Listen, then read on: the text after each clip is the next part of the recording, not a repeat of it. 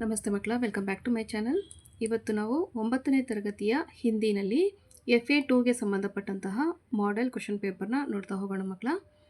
ಉತ್ತರವನ್ನು ಬರೆಯೋದಕ್ಕೆ ನಿಮಗೆ ಸಿಗುವಂತಹ ಸಮಯ 60 ನಿಮಿಷಗಳು. ಒಟ್ಟು ಅಂಕಗಳು 20 ಇರುತ್ತೆ ಮಕ್ಕಳ. ಫಸ್ಟ್ ಹೆಡಿಂಗ್ ನೋಡಿ, ಸಹಿ ವಿಕಲ್ಪ ಚುನ್ಕರ್ ಸಂಕೇತಾಕ್ಷರ್ ಸಹಿತ್ ಲಿಖಿಯೇ. ಇಲ್ಲಿ 2 ಪ್ರಶ್ನೆ 1 ಅಂಕದಂತೆ ಇರುತ್ತೆ ಮಕ್ಕಳ. ಫಸ್ಟ್ ಒನ್ ನೋಡಿ, ಮಾಲಾ ಶಬ್ದ ಕಾ ಅನ್ಯ ವಚನ ರೂಪ.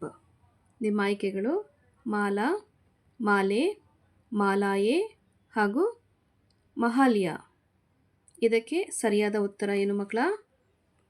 ಮಾಲಾಯೇ. ಪ್ರಶ್ನೆ 2ರಲ್ಲಿ ನೋಡಿ, ಇಮಾನ್ ಕಾ ವಿರುದ್ಧಾರ್ಥಕ ಶಬ್ದ. ಆಯ್ಕೆಗಳು ಬೈಮಾನ್, ಮಾನ್, ಅಪಮಾನ್ ಹಾಗೂ ನಾಮಾನ್. ಇದಕ್ಕೆ ಸರಿಯಾದ ಉತ್ತರ ಬೈಮಾನ್.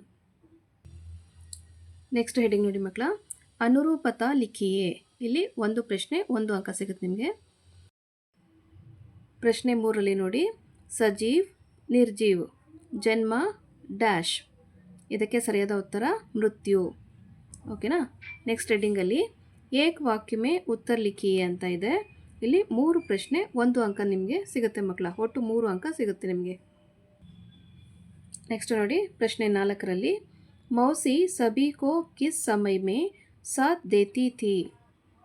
उत्तर, सुख दुख के समय में मौसी सभी को साथ देती थी. नेक्स्ट नोडी मಕ್ಕಳ, प्रश्ने 5, शिलांग से चिरापुंजी कितनी दूर पर है. उत्तर, शिलांग से चिरापुंजी 53 किलोमीटर दूरी पर है. ओके ना. प्रश्ने 6 ನೋಡಿ ಮಕ್ಕಳ, जीव जगत के मित्र कौन कौन है. उत्तर, जीव जगत के मित्र ध्वनि, मिट्टी और जल, वायु है. नेक्स्ट हेडिंग ನೋಡಿ, निम्नलिखित प्रश्नों के उत्तर दो. 2-3 ವಾಕ್ಯೋं में उत्तर लिखिए. ಇಲ್ಲಿ ಒಟ್ಟು 4 ಪ್ರಶ್ನೆ 2 ಅಂಕದಂತೆ ಒಟ್ಟು 8 ಅಂಕಗಳು ನಿಮಗೆ ಸಿಗುತ್ತೆ ಮಕ್ಕಳ. ಓಕೆನಾ. ಪ್ರಶ್ನೆ 7ರಲ್ಲಿ ನೋಡಿ, मौसी बच्चों को कौन कौन सी कहानी सुनाती थी. उत्तर, मौसी बच्चों को तोता तोती की कहानी, काट के घोड़े की कहानी और विरोचित कहानियाँ सुनाती थी. नेक्स्ट प्रश्ने 8 ನೋಡಿ ಮಕ್ಕಳ, चिरापुंजी के विशेषता क्या है. उत्तर, चिरापुंजी समुद्र के सतह से कोई 1300 मीटर ऊपर है, जो विश्व में सबसे अधिक वर्षा होने वाले स्थान के लिए प्रसिद्ध है. यही चिरापुंजी की विशेषता है. नेक्स्ट प्रश्ने 9, पर्यावरण का महत्व समझाइए. उत्तर, परिसर के बिना मानव का जीवन असंभव है. शुद्ध पर्यावरण जीव जगत के लिए आवश्यक है. आजकल जल, वायु और ध्वनि का प्रदूषण निरंतर बढ़ते जाने के कारण परिसर का संतुलन बिगड़ रहा है. इस पर्यावरण का महत्व समझकर इनकी रक्षा करना सबका आद्य कर्तव्य है.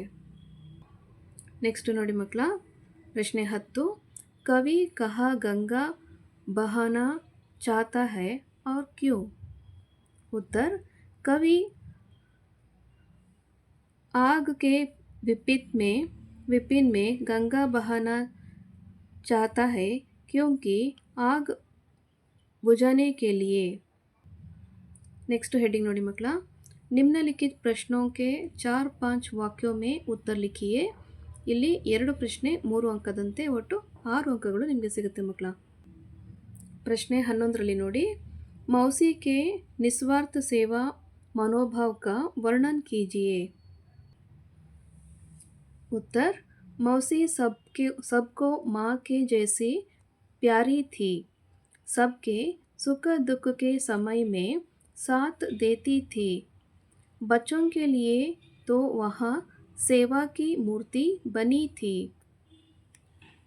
प्रतिदिन वहाँ स्कूल के फाटक पर पहुंच जाती थी। दोपहर के अवसर पर मौसी नीम फेल नीम फेई तले जा पहुंचाती, जहां सभी बच्चे के साथ खेलती थी। उन्हें चुटकुले, पहेलियाँ और मूंगफली आदि कुछ ना कुछ रखती थी। बच्चों को अपने बेटे बेटियां जैसे प्यार करती थी।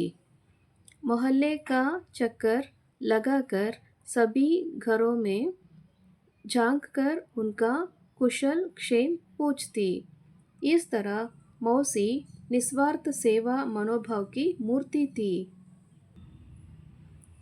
प्रश्न 12 ನೋಡಿ ಮಕ್ಕಳ, लेखक शिलंग के प्रकृति सौंदर्य के बारे में क्या कहते हैं? उत्तर, लेखक शिलंग के प्राकृतिक सौंदर्य के बारे में कहते हैं, यहाँ एक हरा भरा पर्वतीय नगर जहाँ हर वक्त बादल उमड़ते घमड़ते रहते हैं। इतना बड़ा स्वच्छ सुंदर पर्वतीय नगर उत्तर भारत में कहीं नहीं है। ऐसा हिरितिमा हरितिमा भी शायद ही कहीं देखने को मिले. ಮಕ್ಕಳ ಇಲ್ಲಿಗೆ FA2ಗೆ ಸಂಬಂಧಪಟ್ಟಂತಹ model question paper with answers ಮುಕ್ತಾಯಗೊಂಡಿದೆ ಮಕ್ಕಳ. ಈ ಒಂದು ವಿಡಿಯೋ ನಿಮಗೆ ಇಷ್ಟ ಆದಲ್ಲಿ ದಯವಿಟ್ಟು ನಮ್ಮ ಚಾನಲ್ನ ಲೈಕ್ ಮಾಡಿ, ಶೇರ್ ಮಾಡಿ, ಸಬ್ಸ್ಕ್ರೈಬ್ ಮಾಡಿಕೊಂಡು ಹೀಗೆ ನಮ್ಮನ್ನು ಎನ್ಕರೇಜ್ ಮಾಡ್ತಾ ಹೋಗಿ ಮಕ್ಕಳ. Thank you for watching. Bye bye.